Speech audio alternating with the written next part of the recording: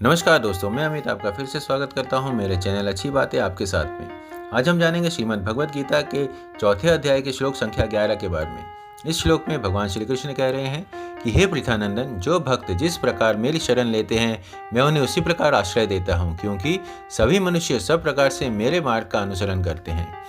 अर्थात भक्त भगवान की जिस भाव से, जिस संबंध से, जिस प्रकार से शरण लेता है, भगवान भी उसे उसी भाव से, उसी संबंध से, उसी प्रकार से आश्रय देते हैं।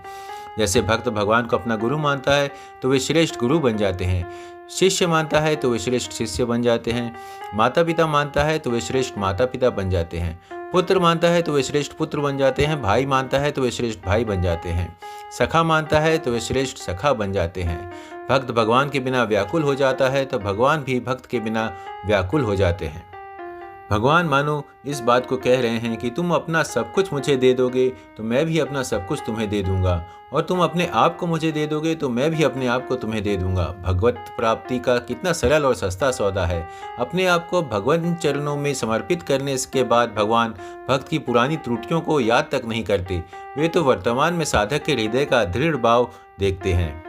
भगवान अपने आचरणों से यह शिक्षा देते हैं कि जिस प्रकार मेरे साथ जो जैसा संबंध मानता है उसके लिए मैं भी वैसा ही बन जाता हूँ, उसी प्रकार तुम्हारे साथ जो जैसा संबंध मानता है तुम भी उसके लिए वैसे ही बन जाओ। जैसे माता पिता के लिए तुम सुपुत्र बन जाओ, पत्नी के लिए तुम सुयोग्य पति बन जाओ, बहन के लिए तुम श्रेष्ठ भाई बन जाओ आदि, परंतु बदले में उनसे कुछ मत चाहो। जैसे कुछ लेने की इच्छा से माता पिता को अपना न मानकर केवल सेवा करने के लिए ही उन्हें अपना मानो, ऐसा मानना ही भगवान के मार्ग का अनुसरण करना है। अभिमान रहित होकर निस्वार्थ भाव से दूसरे की सेवा करने से शीघ्र ही दूसरे की ममता छूटकर भगवान में प्रेम हो जाएगा, जिससे भगवान की प्राप्ति हो जाएगी। आज के लिए इतना ही। धन्यवाद। जय सिया राम।